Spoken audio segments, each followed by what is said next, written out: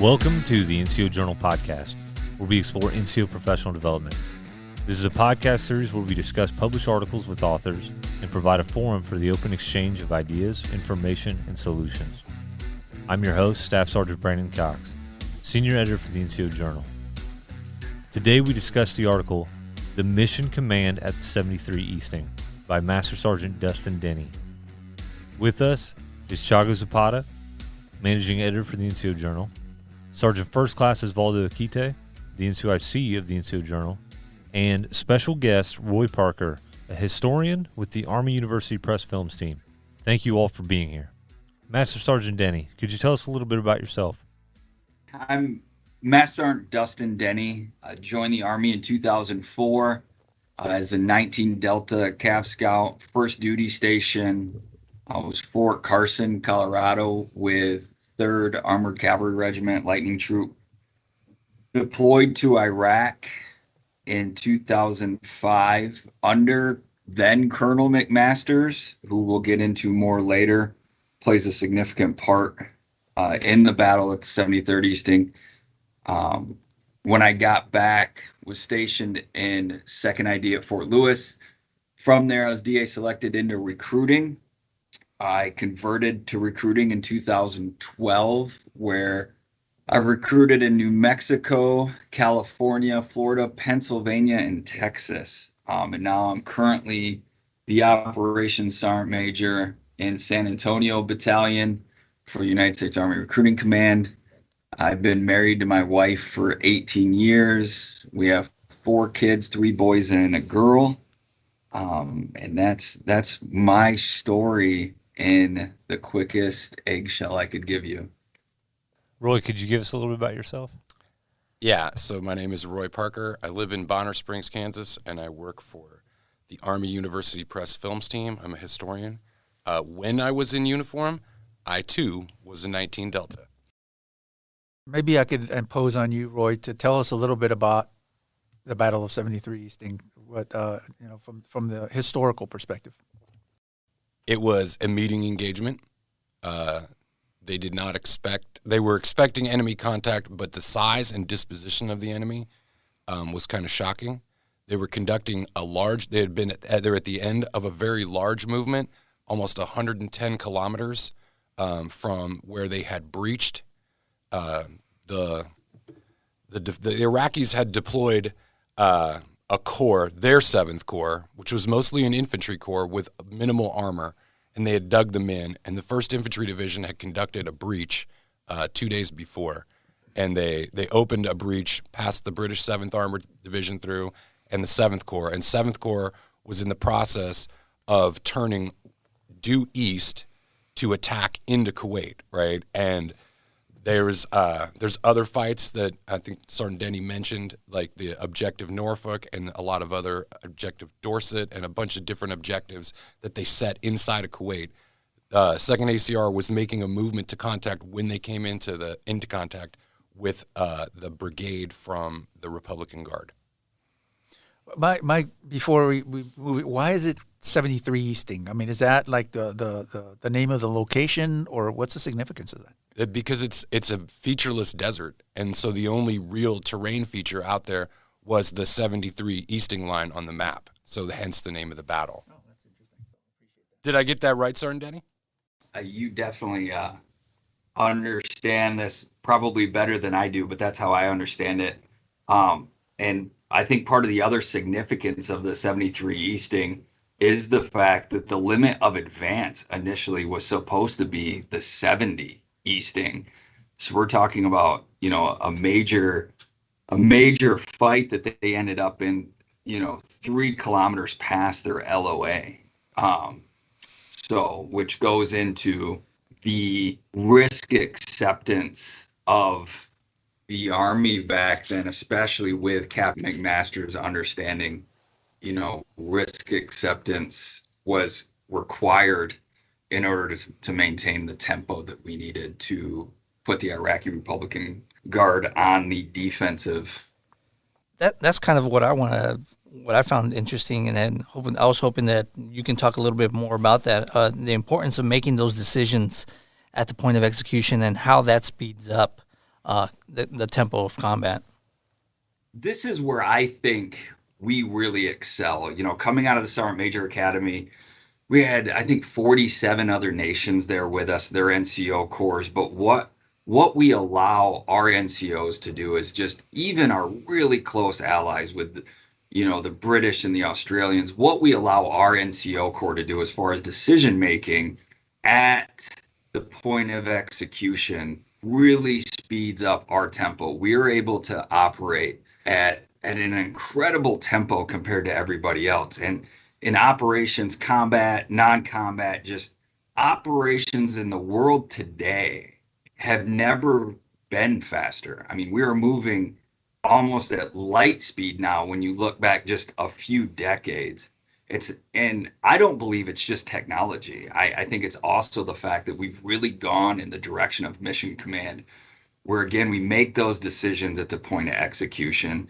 Successful leaders in the Army and in the world are empowering subordinates to accept risk, to make decisions.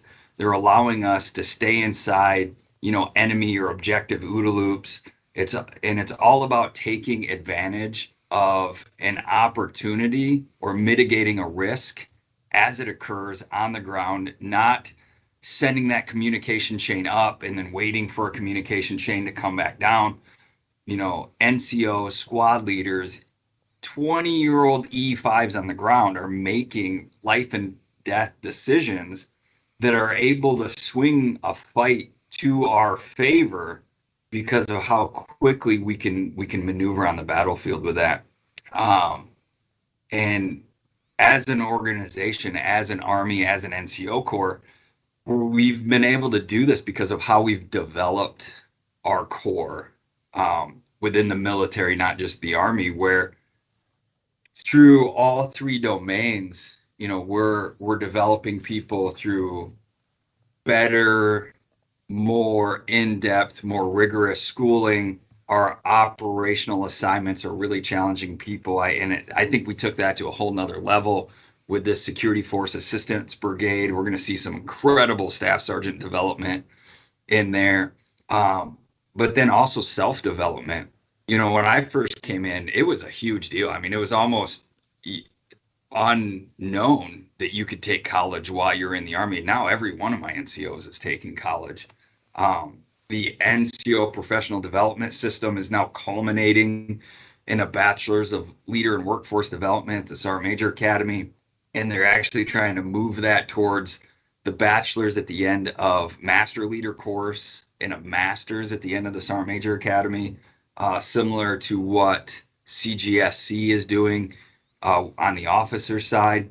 And all of this education allows us to put more and more onto the NCO Corps through mission command, because we have this mutual trust within the NCO Corps from the officer corps and vice versa to accept risk, to understand intent, and make decisions that our peers on our allied side don't have, let alone our near peers and peers on the adversarial side. And I think this is still what separates us from, China and Russia.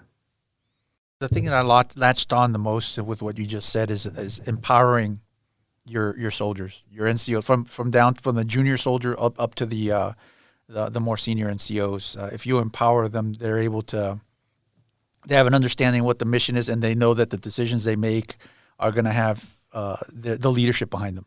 But when do you start forming and allowing soldiers to make those kind of decisions? I would imagine training and whatever, but I mean, what do you have to say about that?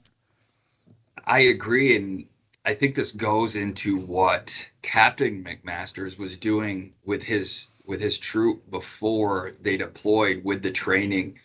I read about this young specialist. I think his nickname was Skog because his last name was pretty hard to say. I got it written down here. Specialist Headskog. I'm probably butchering that name, so I apologize. But he was a driver who identified the fact that they were maneuvering through a minefield, but because of the training he did as a private and a specialist, he understood the capabilities of his equipment versus the capabilities of the Bradley. And he put his tank in a position to maximize protection to the front, so we maintain a 45-degree angle to the enemy. And he maneuvered through the minefield, understanding that his tank could absorb those mines where the Bradley couldn't. And the Bradleys followed on, and he did that on his own and allowed his tank commander to continue to engage with the enemy versus having to, stop taking those commands and giving those commands to the gunner and start commanding the driver. The tank commander was just able to stay in the fight and allow that driver.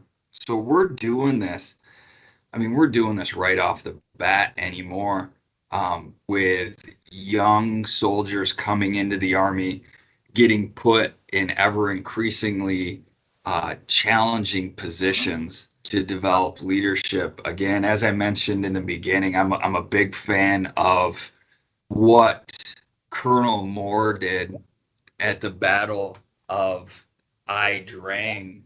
He made a policy where they would notionally kill a leader during training, and sometimes multiple echelons of leaders in training, to ensure that young junior soldier was getting an opportunity to make decisions in a hazardous, stressful environment, so that in combat, when they were forced to make a decision, it wasn't the first time that they were in that situation.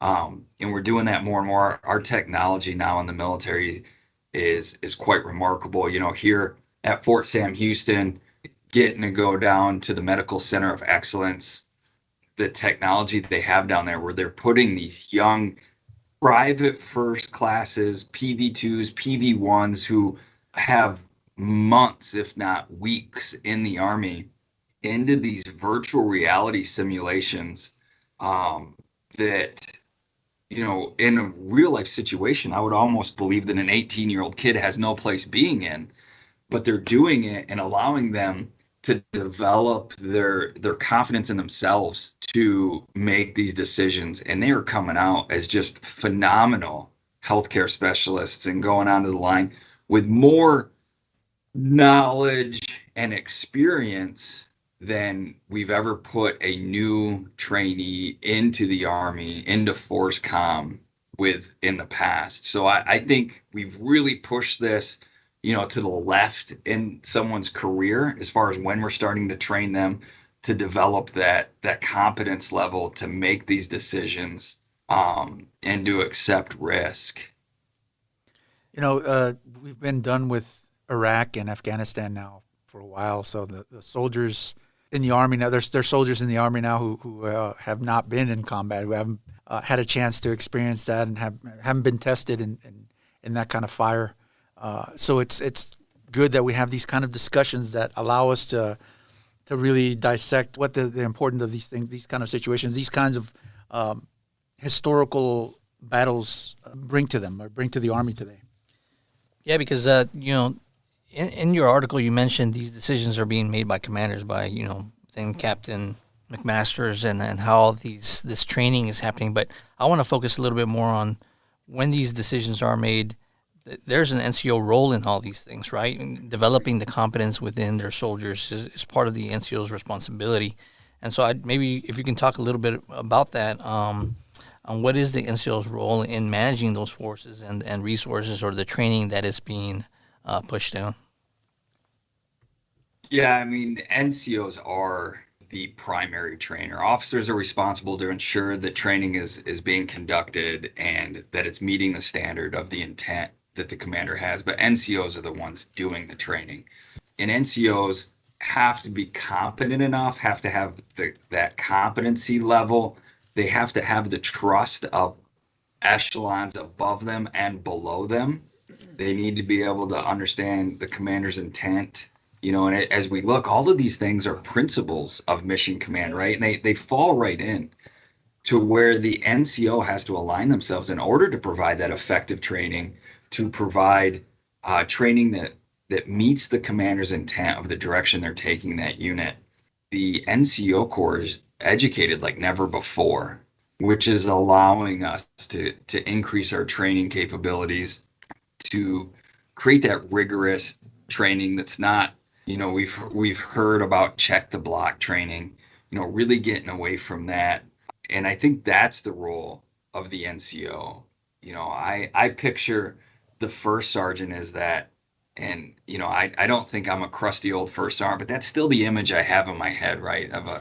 Of a grizzled first sergeant standing up there, ensuring that his lower NCOs are providing training that's effective and rigorous. We want soldiers to be tested harder in training than they're ever going to be tested in reality. And that might not be possible, but that's what we want to go for. When we actually get challenged, we want what we went through in training to have been harder than that challenge so that we know we can get through it.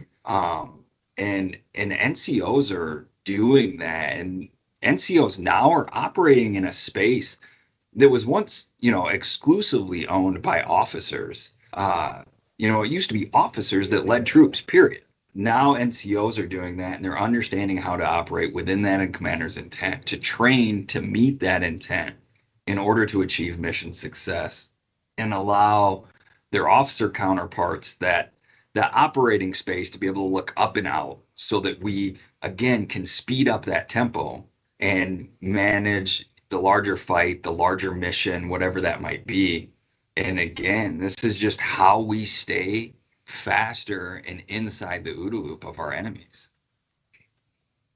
Yeah, I think that's those are the key. You just hit it right there, where I was looking at what does this mean for NCOs. That's what I do when I'm reading these articles, is what does it mean for NCOs? And I think you hit it on the nail there, is that they need to become competent. They need to gain that mutual trust from their leaders, and they need to focus on that training. And I think and you only do that by some of those things that you already mentioned, which was self-development, self-assessment, being competent in all the different domains. So I really found that fascinating from your articles. And what would you say are some of the takeaways that NCOs could take away from this, from your article? Yeah, and I think it's not just for NCOs. I mean, I think a big part of this is what officers should take away, but I'll hit the NCO first.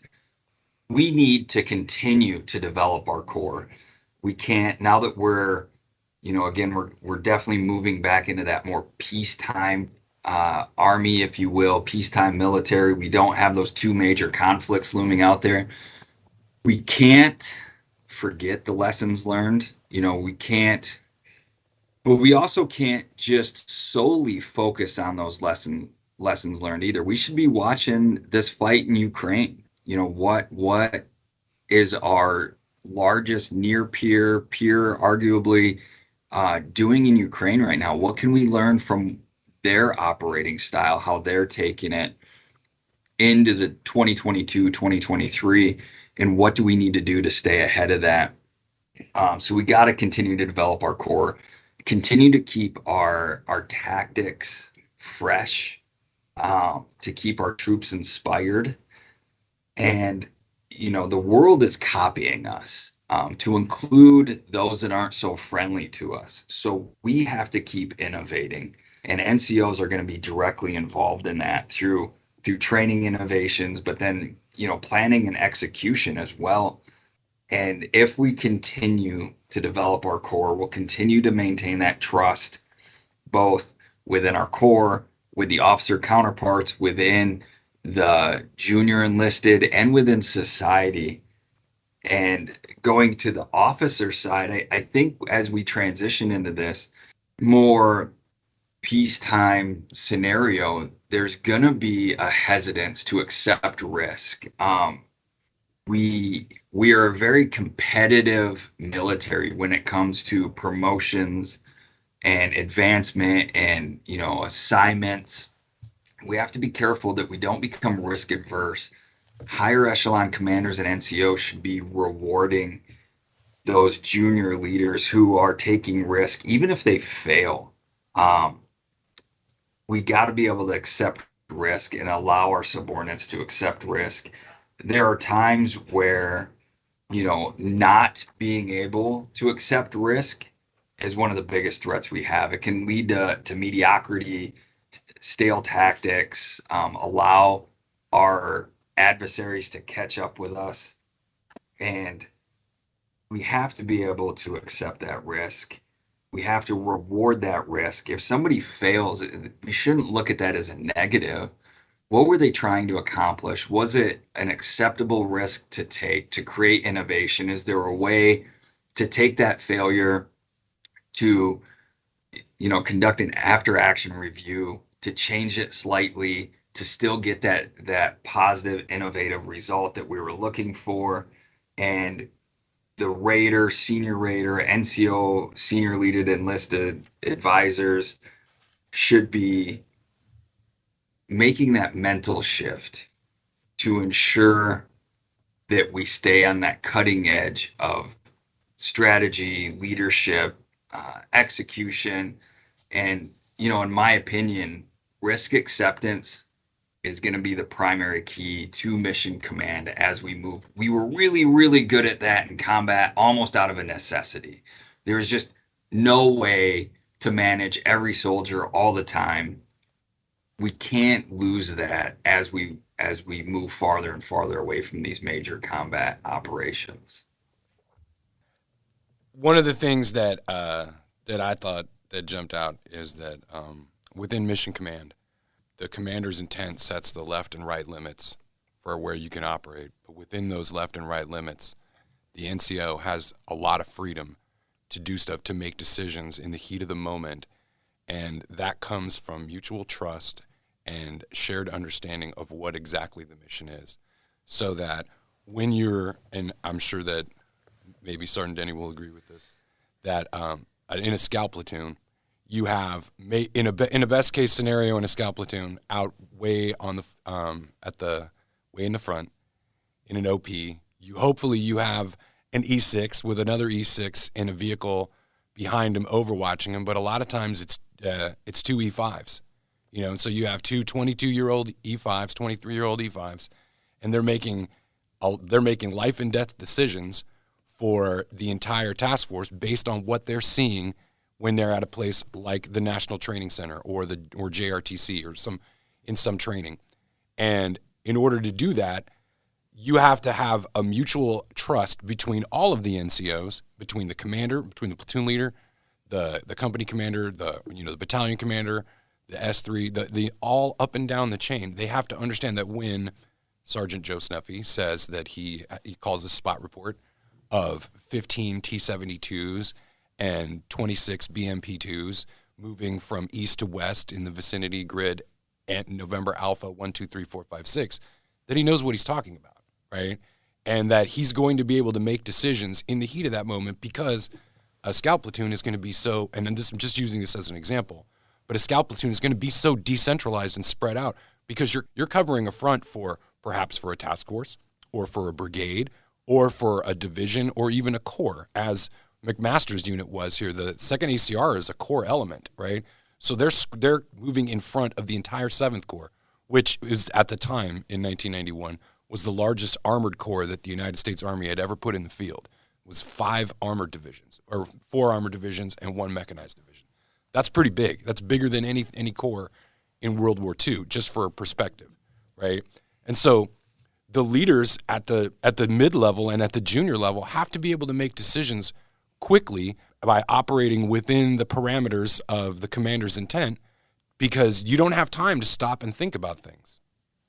It all comes down to empowerment.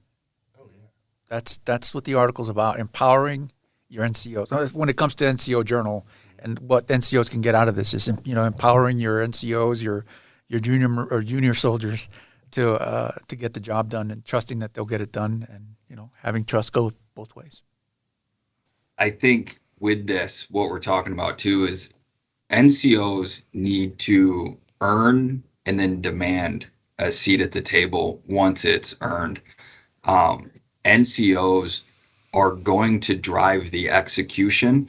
So if they're not at the table when decisions are being made to provide input, to understand the discussions that went into developing mission orders, to truly understand that intent as we were talking about, then they're not going to have the ability to take that disciplined initiative, to make decisions in the absence of orders, because they're not going to understand that broader purpose. I believe it's the NCO guide that describes that intent as the guardrails. And they're the guardrails of what NCOs can do.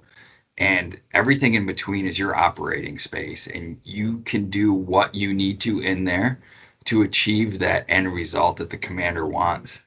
But in order to understand that and not narrow ourselves down too far, we have to be at the table with our officer counterparts when decisions are being made so that we can do those things.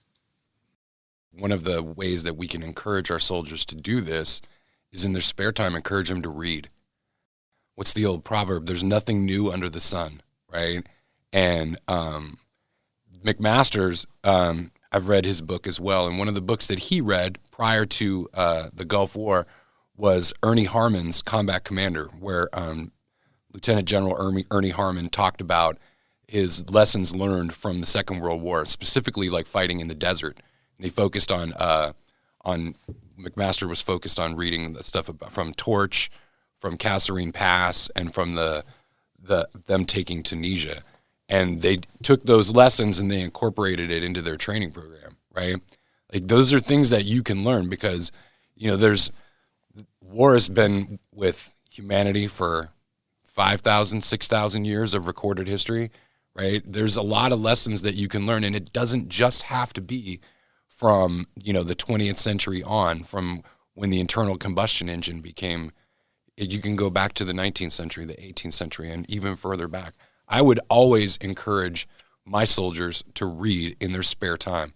And if I didn't know the answer to the questions that they would bring me after reading, there were always other people that I could take them to. Like, I can't answer your question, but I know he can, or I know she can.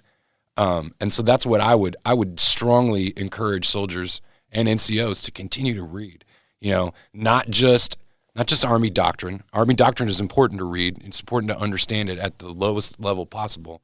But history also. History is not going to give you an exact recipe because history never repeats itself, right? But like Mark Twain says, it often rhymes. And so you can find similarities and, hey, this worked for them in this situation. Maybe we could try it this way.